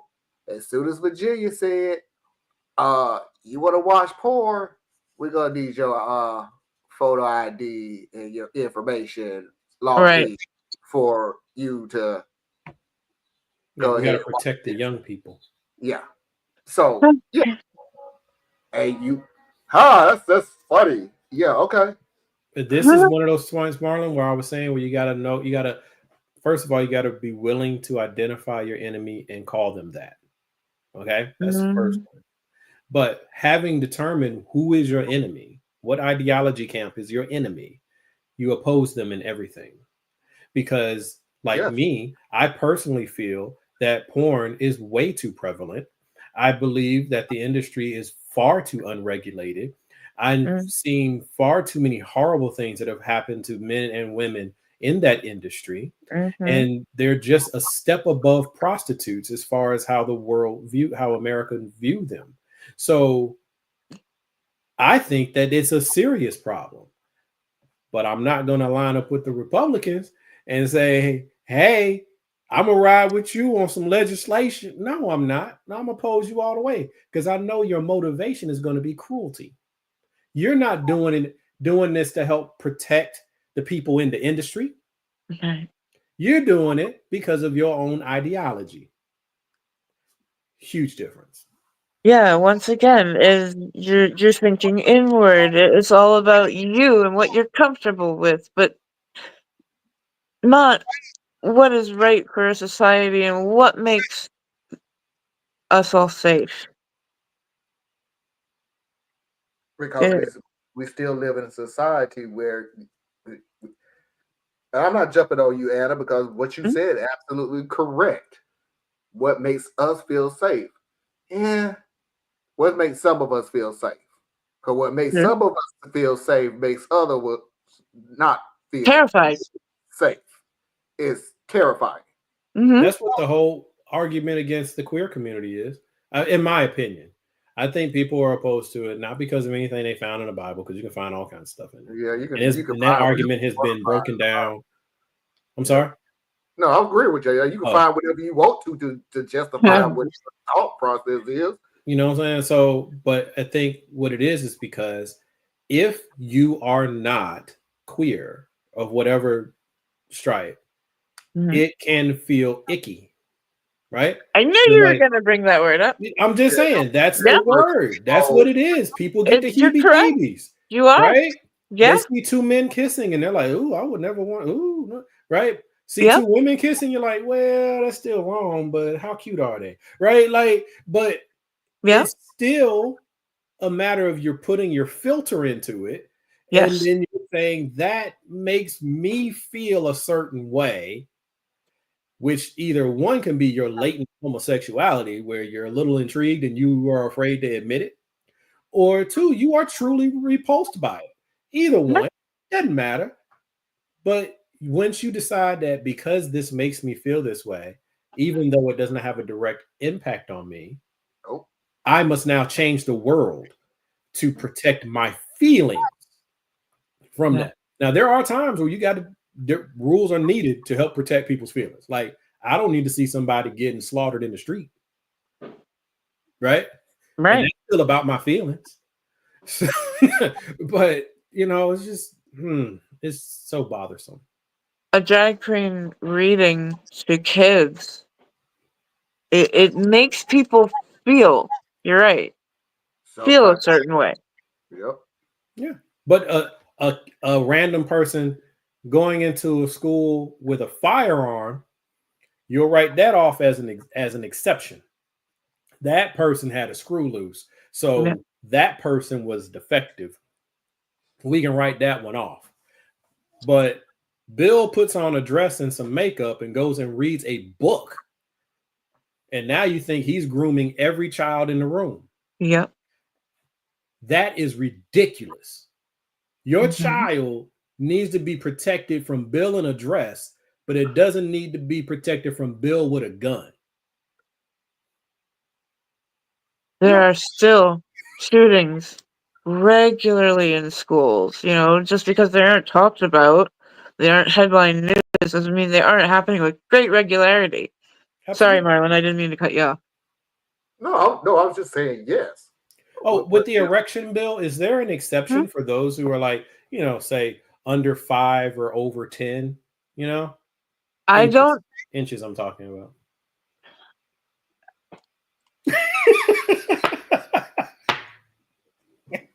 My mind just got rubber banded from one direction to the other. I actually threw up a little bit in my mouth, so I'm gonna move. That, We're gonna move on just right now, yes, buddy. that was I'm just saying, masterfully there's like done. you That should was be like good. there's a set of I rules. understand. Yeah, I know. Yeah, If That you was don't good. measure up to the rules, the then incredible freaking you should man. have some.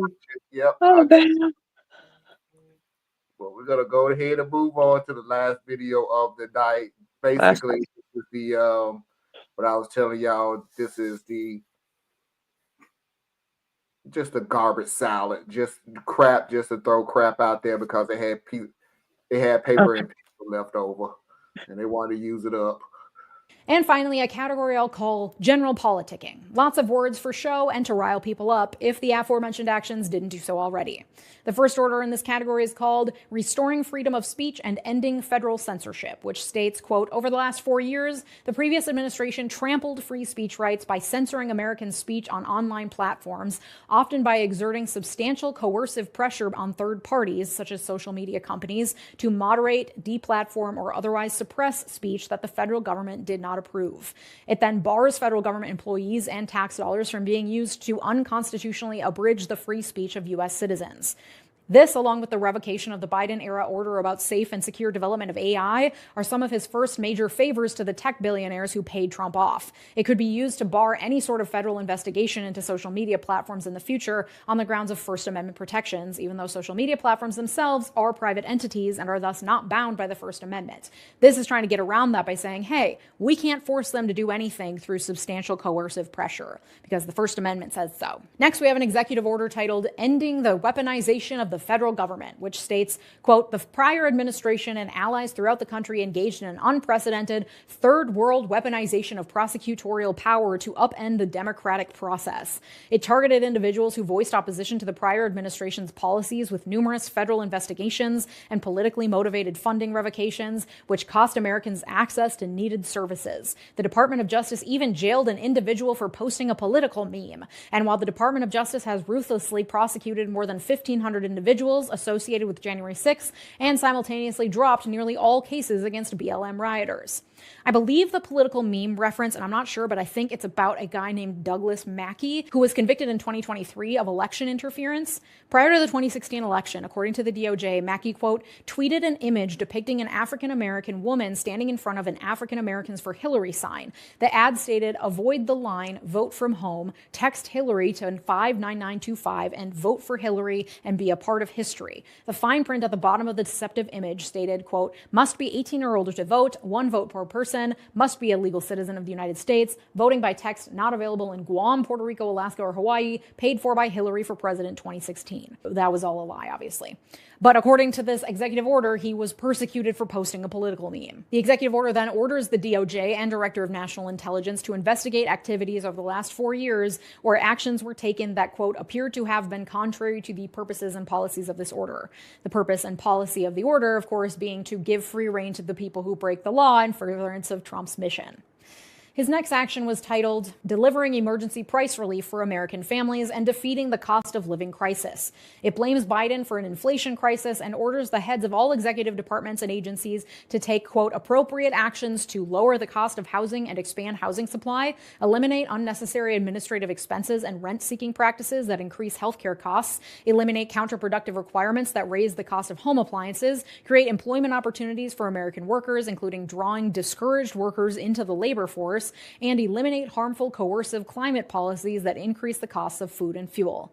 Which is just wildly vague. The purpose of this is to be showy but not actually do anything. And in fact, the purpose of a lot of these executive orders, while scary sounding, is to be showy and not actually do anything. A lot of what he's ordering is not possible or is too vague to be actually implemented. An important thing to keep in mind as we go through these, showy language and scary promises don't necessarily lead to action. Then he made a proclamation titled Granting Pardons and Commutation of Sentences for Certain Offenses Relating to the Events at or near the United States Capitol on January 6, 2021. I assume you can guess what that one was about. It commuted the sentences of certain individuals by name, including Stuart Rhodes, the founder of the Oath Keepers. It then grants a full, complete, and unconditional pardon to all other individuals convicted of offenses related to January 6th, and it orders the Attorney General to dismiss all pending cases. And this affects, according to Trump, about 1,500 people. And of course, I mean, they immediately started looking into the pardons that Biden had issued, the commutations and pardons. But then turned around and did exactly. Sorry, the That's what J6. We're talking about a guy who literally one of the policies. This is how stupid this is. It is. Still talking about that damn laptop. Like, I bro, mean, what are we doing? The laptop is over. It's done, and you're still trying to make a. Be honest with how y'all. long did they beat the Benghazi drum? Some, because it's not about what makes sense, guys. It's all about the usefulness of propaganda. yeah, And it's all about how ineffectual and pathetic the left is, right? So Hunter Biden's laptop keeps coming back because it generates that level of irritation and anger that they are feeding off of on the right. Doesn't matter that it's irrelevant. Doesn't matter that you got him on other stuff. Doesn't matter that he has a full pardon anyway, so you can't even get him on it. Doesn't matter. It's useful for messaging, you know? And then the J6 pardons. We knew they were coming, but the dude literally he pardoned said, terrorists. Like not even like the run-of-the-mill terrorists who broke into it, but the lead terrorists, right? Like he the pardoned them. keeper. And Yeah, then Biden did have some pretty questionable pardons, but I'm like, hey, every president has questionable pardons. Trump yeah, had them the last time. So uh-huh, usually pardons happen at the end of your term. Trump's the first one doing it the first week. true. Okay. Yeah, So long as those of us on the left are willing to play the what about game, we're giving them exactly what they want, right? Because notice, even if you're not even talking to a MAGA, just if you're talking to someone who doesn't agree with the Democratic Party, it doesn't matter that I don't support Biden. It doesn't. mm-hmm, It doesn't matter right, if I yep, say anything about Trump or anything about their political interests. They will throw back at me Biden. you are a Democrat, God, and I don't care about Biden. First of all, I don't like him either. So now back to what I was saying, right? But they can't do it. They no, can't do it because they know their side of the argument has nothing to stand on. Mhm. So they need to play, well, what about? Well, what about?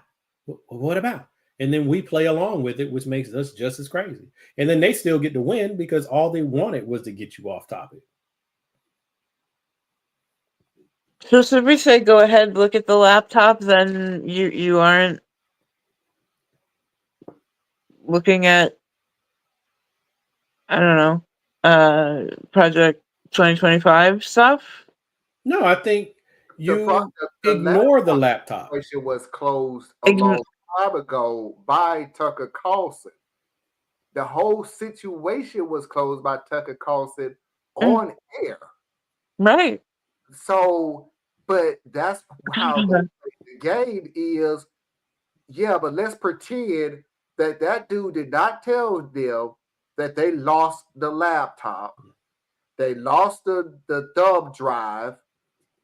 They won't tell you who lost the thumb drive because then you got a lawsuit coming. And your informant is in prison right now. Yeah. So let's pretend that that never happened. We're always going to assume that the blind man, I don't know how far you're going to go back. The blind man still has the laptop. Hunter still has the laptop. Who knows? Quite honestly, I don't even think they care. They don't. What they care about is owning the libs. So that's why when Anna was saying, like, what do? I'm saying you ignore them. When they say, because they ignore us, don't they? I mean, they just ignore us. If we say, hey, what about Trump and the emoluments clause? They'll say, well, what about Hunter's laptop? And then we'll go, well, what does that have to do with anything? Hunter's laptop, blah, blah, blah. We got right on over where they wanted us to be. No, I want to talk about the emoluments clause. Well, I think that it's important to. Okay, well, what about the emoluments clause? Like, we need to be just as tone deaf and dumb as they are with just dogging a point, right? Mehdi Hassan is excellent at this, but he's also a gifted debater. But Right. no, you're not pulling me off the subject. You're not. Yeah, He just opened up a network that I really suggest people, go and listen to.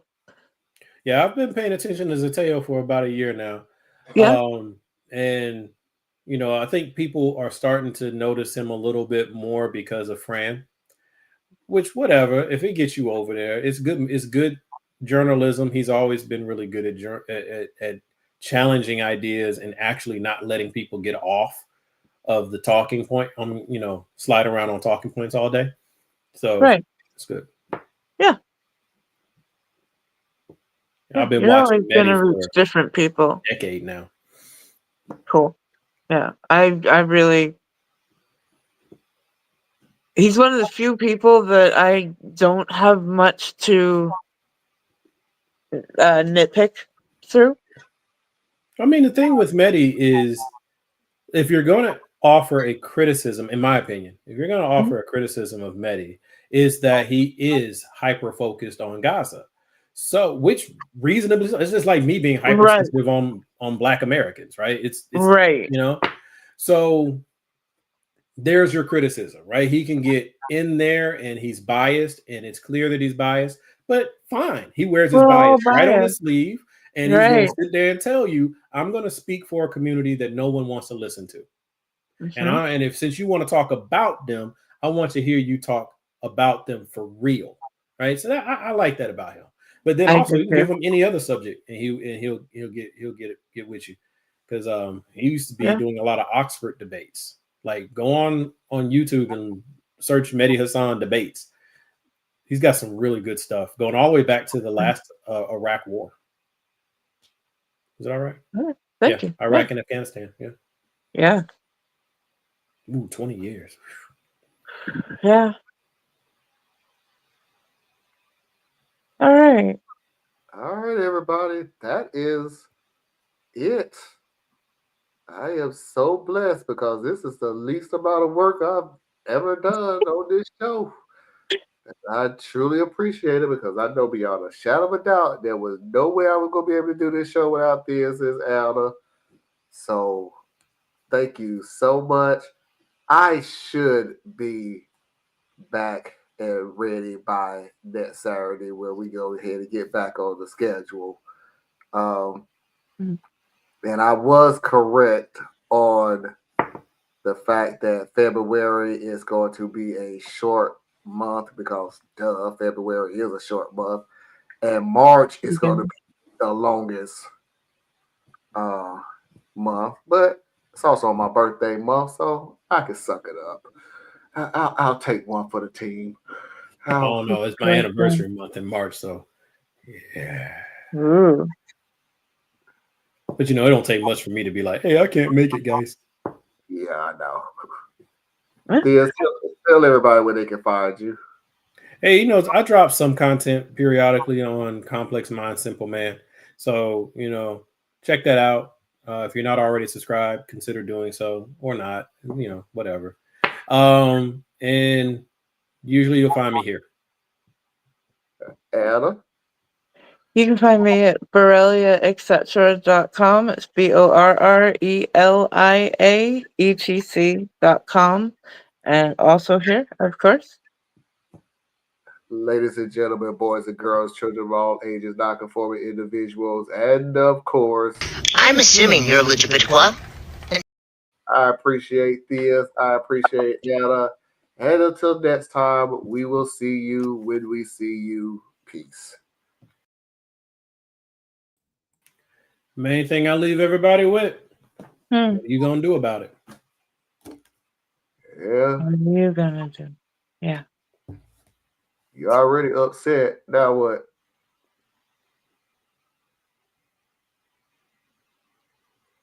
Okay. Bye.